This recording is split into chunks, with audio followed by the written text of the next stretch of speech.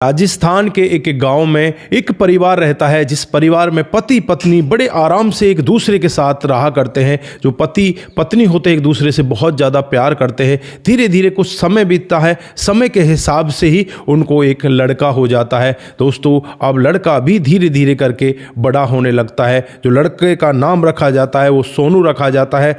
पति का नाम रणवीर सिंह और पत्नी का नाम प्रिया होता है। दोस्तों, अब यहाँ पर अचानक ही कुछ ऐसा इनके जीवन में भूचाल आने वाला होता है। जो पत्नी होती है वो बीमारी के चलते हुए इस जहां को छोड़कर चली जाती है। दोस्तों, अब तो यहां पर रणवीर सिंह टूट से ही जाते हैं। वो बिल्कुल करे तो क्या करे, अब उन्हें अपने बच्चे को भी पालना है, घर की जिम्मेवारियों को भी संभालना है, बहुत सारे काम उनके ऊपर आ जाते हैं। दोस्तों, अब यहां पर जो यार रिश्तेदार होते हैं, अड़ोसी पड़ोसी होते हैं, वो कहने लगते हैं कि तेरा जीवन बहुत लंबा है, किस तरह से कटेगा, तू शादी कर ले। लेकिन यहां पर वो शादी करने से मना करते हैं कि कहीं ऐसा ना हो जाए मेरे इस लड़के के साथ में सौतेला व्यवहार हो, मैं शादी नहीं करना चाहता। दोस्तों, इनके पास जमीन जायदाद भी काफ़ी होती है, काफ़ी सारा धन दौलत होता है। अब यहाँ पर जो अड़ोसी पड़ोसी और जो रिश्तेदारों का दबाव होता है उसे ये झेल नहीं पाते और फिर यहाँ पर पड़ोस के ही गाँव की रहने वाली एक हेमा नाम की लड़की के साथ में इनकी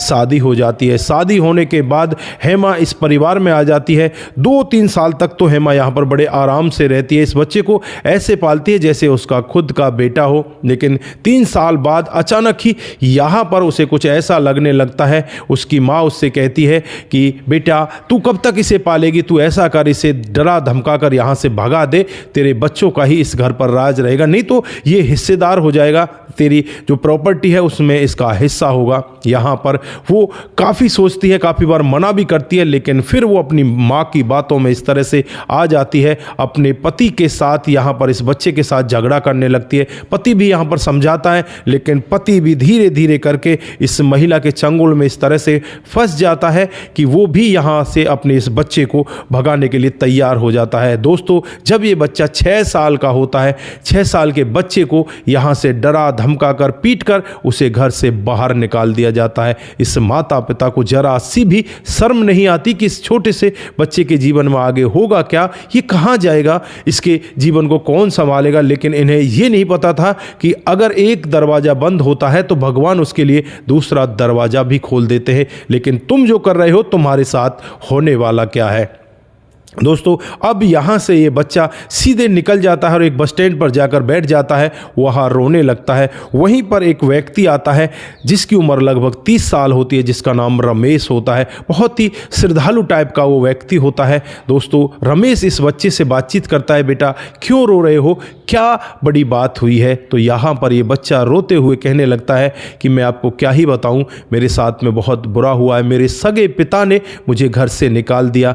मेरी माँ तो सौतेली है, चलो वो मुझे निकाल दे तो मुझे कोई दुख नहीं है, लेकिन मेरे सगे पिता ने भी मुझे घर से निकाल दिया। दोस्तों, यहाँ पर वो कहने लगते हैं कि बेटा मैं आपको ज़्यादा तो कुछ नहीं दे सकता, लेकिन आपको पढ़ाई दे सकता हूँ, आपको 2 वक्त की रोटी दे सकता हूँ, आप मेरे साथ चलना चाहोगे। तो यहाँ पर वो बच्चा क्या करता, वो यहाँ पर उस व्यक्ति के साथ चलने के लिए तैयार हो जाता है। दोस्तों, उस व्यक्ति की जो पत्नी होती है उसका नाम उमा होता है। वो भी देखने में बहुत ही सहज स्वभाव की होती है। इनकी शादी को 7 साल बीत चुके होते हैं और इनको कोई बच्चा नहीं होता। अब यहाँ पर भगवान ने इनको ये बच्चा दे दिया जिसका नाम सोनू होता है। सोनू अब धीरे धीरे करके बड़ा होने लगता है, उसकी पढ़ाई चलने लगती है। जो यहाँ पर माता पिता होते हैं वो मेहनत मजदूरी करके इस बच्चे को आगे बढ़ाने लगते हैं। धीरे धीरे करके ये बच्चा बड़ा हो जाता है और अपनी पढ़ाई पूरी कर लेता है और उसके बाद ये एक पुलिस में दरोगा बन जाता है। दोस्तों, जब ये दरोगा बनकर वर्दी पहनकर पहली बार अपने घर आता है, अपने माता पिता से मिलता है, तो माता पिता भी बहुत ज़्यादा खुश होते हैं और ये यही कहता है कि माँ बाबूजी, अब आपको कमाने की ज़रूरत नहीं है, अब आप बैठ जाइए, बैठ कर खाइए, मैं कमाऊँगा और मैं ही अब अपने घर को आगे चलाऊँगा। माता पिता बहुत ज़्यादा खुश होते हैं। बेटा अपनी ड्यूटी पर चढ़ जाता है और धीरे धीरे करके समय बीतने लगता है। दोस्तों, एक दिन का वाक़या होता है जब कोर्ट के अंदर एक केस चल रहा होता है। उस केस की पैरवी यही लड़का सोनू कर रहा होता है।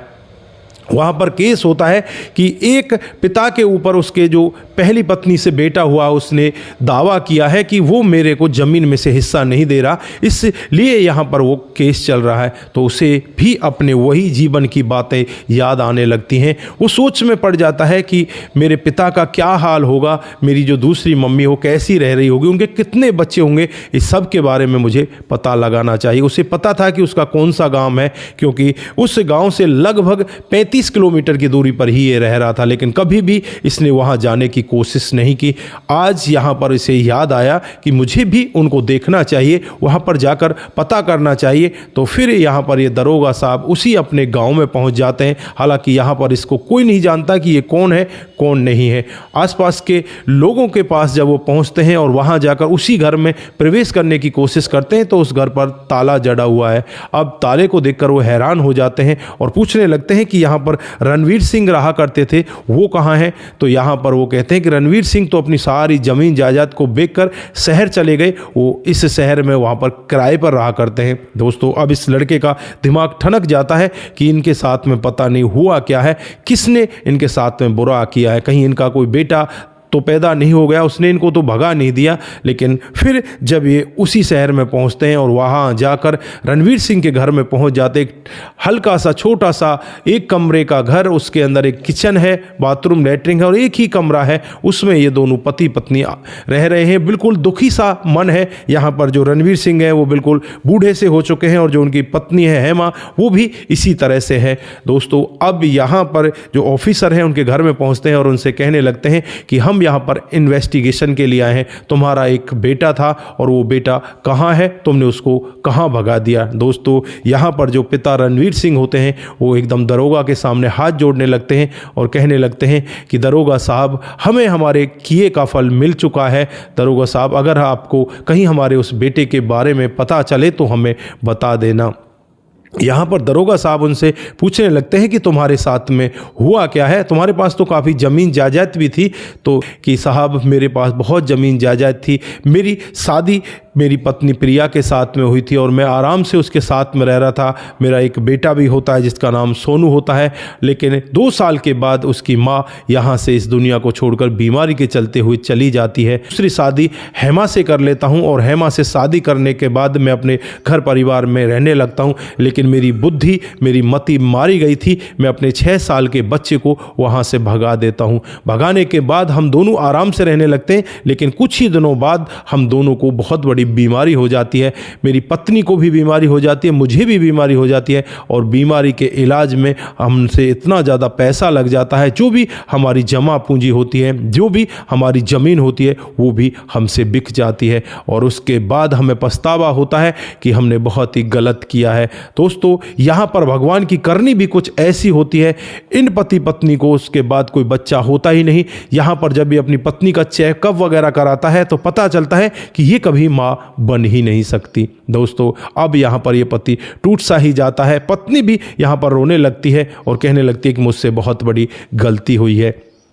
दोस्तों, अब वहाँ से ये जो इनका घर रहता है पैतृक, उसी भी बेचकर और शहर में चले आते हैं और यहीं पर मेहनत मजदूरी करने लगते हैं, क्योंकि गांव में तो इनका रुतबा था और गांव में मेहनत मजदूरी करते तो इनको बुरा लगता। फिर गांव में ये अपने घर को बेच देते हैं और शहर में आ जाते हैं और यहाँ पर आकर अपनी मेहनत मजदूरी करने लगते हैं। दोस्तों, अब यहाँ पर जो दरोगा साहब होते हैं वो उनसे कहते हैं ठीक है, हम आपके बेटे के बारे में जाँच पड़ताल लगाएंगे, जल्द ही आपका बेटा आपसे मिल जाएगा। दोस्तों, यहाँ पर जो पिता रणवीर सिंह होते हैं वो हाथ जोड़कर उसके सामने खड़े हो जाते हैं। जो यहाँ पर उसकी सौतेली माँ बनेगी यानी कि हेमा जो होती है वो भी यहाँ पर हाथ जोड़कर खड़ी हो जाती है और कहने लगती है कि हमारे बेटे को हमें वापस दे दीजिए। दोस्तों, उसके बाद दरोगा साहब वहाँ से सीधे अपने घर पहुँच जाते हैं और उन माता पिता से मिलते हैं और उनसे कहने लगते हैं कि माँ बाबूजी, आज ऐसा मामला हुआ है, जिन्होंने मुझे घर से निकाला था उनकी हालत बहुत ख़राब हो चुकी है। भगवान ने उनकी करनी का उन्हें फल दे दिया दिया है,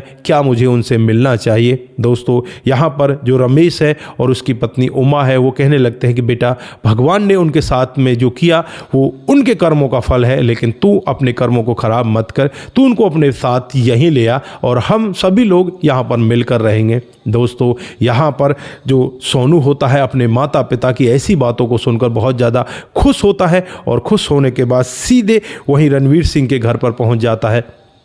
जब रणवीर सिंह से वो बातचीत करने लगता है तो रणवीर सिंह यहाँ पर कहते हैं कि बेटा जल्दी से बता दो मेरा बेटा कहाँ है, मुझे उससे मिलना है। जो दरोगा साहब होते हैं वो कहने लगते हैं कि आपका बेटा कोई और नहीं, आपका बेटा मैं ही हूँ। दोस्तों रणवीर सिंह की आंखों में आंसू आ जाते हैं और वो उसके चरणों की तरफ जाने लगता है, कहने लगता है कि बेटा मुझे माफ़ कर दो। यहाँ पर जो सोनू होता है उन्हें उठाता है, उठाकर अपने गले से लगाता है और कहता है कि पिता कभी बेटे से माफ़ी नहीं मांगते। इधर जो इसकी सौतेली माँ होती है हेमा, वो भी यहाँ पर माफ़ी मांगने लगती है और कहने लगती है कि इनकी कोई गलती नहीं थी, गलती सिर्फ मेरी थी और उस सब की मुझे करने का फल मिल चुका है। मेरी माँ के कहने पर मैंने तुम्हें घर से बाहर निकाल दिया था, मैंने बहुत ही गलत किया था और आज इस सब का फल मुझे मिल चुका है और मैं यहाँ पर अब दर बदर की ठोकरें खा रही हूँ। आज तक मुझे कोई बच्चा भी पैदा नहीं हुआ और ना ही मैं कभी माँ बन सकी, मुझे कोई माँ कहने वाला ही नहीं है, क्या बेटा तू मुझे माँ कहेगा।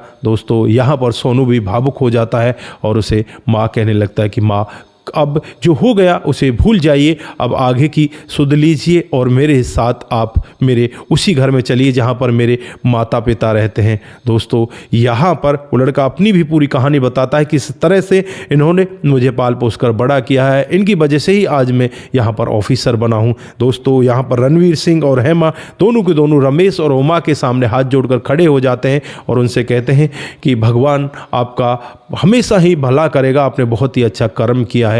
दोस्तों उसके बाद ये सभी के सभी लोग एक ही घर में रहने लगते हैं और यहाँ पर अब ये दोनों पिता और दोनों माता उससे कहने लगते हैं कि बेटा अब तू शादी कर ले, घर में बहू ले आ। दोस्तों उसके बाद यहाँ पर जो सोनू होता है उसकी शादी हो जाती है, बड़ी ही धूमधाम से उसकी शादी होती है। शादी होने के बाद उसका जीवन बहुत बेहतर तरीके से कटने लगता है। थोड़े ही दिन बाद उसको एक लड़का होता है। दोस्तों अब उस लड़के के 2 दादा हैं, 2 दादी हैं, बड़े ही प्यारपूर्वक उस लड़के को खिला रहे हैं, आगे बढ़ा रहे हैं। दोनों का प्यार यहाँ पर उस पर बहुत ज़्यादा बरस रहा है। तो दोस्तों ये रही आज एक 6 साल के उस छोटे से बच्चे की कहानी, जिसने कितने सारे कष्ट सहे, उसे किस तरह से घर से निकाल दिया गया, लेकिन वो यहाँ पर अपने माता पिता को वापस फिर अपने घर ले आता है। तो यहाँ पर आप लोग क्या कहना चाहते हैं, क्या सोनू ने जो कदम उठाए थे वो उचित थे या अनुचित थे, या उसके माता पिता ने जो कदम उठाए थे उसे घर से बाहर निकाल कर वो सही किया था या गलत किया था? आपकी जो भी राय है एक बार कमेंट बॉक्स में ज़रूर दीजिएगा। दोस्तों आज के लिए बस इतना ही, फिर मिलते हैं किसी नए मोड के साथ। तब तक के लिए आप अपना ख्याल रखें, परिवार का ख्याल रखें, सतर्क रहें, सावधान रहें, रिश्तों की अहमियत को ज़रूर समझें। दोस्तों जिन साथियों ने हमारे पिछले वीडियोज़ पर कमेंट किए थे उनका नाम हम यहाँ पर बारी बारी से लेने वाले हैं। सबसे पहला कमेंट आता है वो देवदत्त पांजी का आता है, वो नाइस लिखते हैं, आपका बहुत बहुत धन्यवाद। उसके बाद रतनलाल शर्मा जी, नमस्कार भाई साहब। नमस्कार जी, आपकी कहानी बहुत ही अच्छी लगती है, बहुत ही सराहनीय है, आपका बहुत बहुत धन्यवाद। उसके बाद प्रेमचंद शर्मा जी, बहुत सुंदर कहानी सुनकर बहुत अच्छा लगा, मैं यही कहना चाहता हूं कि आपकी कहानी बहुत ही अच्छी होती है, आपका बहुत बहुत धन्यवाद। उसके बाद में नवीन बिहारी जी हमें हाय लिखते हैं, नवीन जी बहुत बहुत धन्यवाद। उसके बाद राम गोसाई जी नाइस लिखते हैं, राम गोसाई जी आपका भी बहुत बहुत धन्यवाद। मोनू जैन जी वेरी नाइस, आपका भी बहुत बहुत धन्यवाद। उसके बाद सरफरात अली हमें लिखते हैं, इस न्यूज़ में बहुत बहुत स्वागत है भाई आपका, हम आपका वीडियो सारा देखते हैं और मैं मुंबई से हूं। सरफराज जी आपका बहुत बहुत धन्यवाद, आप इसी तरह से हमारे साथ जुड़े रहें। रतनलाल जी हमें लिखते हैं वेरी नाइस होती है आपकी कहानी जी, आपका बहुत बहुत धन्यवाद। आप सभी लोग इसी तरह से हमारे साथ जुड़े रहें, इसी तरह से अपने प्यार को हमारे साथ में साझा करते रहें। आप सभी का दिल की गहराइयों से बहुत बहुत धन्यवाद। आप सतर्क रहें, सावधान रहें, रिश्तों की अहमियत को ज़रूर समझें। नमस्कार, जय हिंद, जय भारत।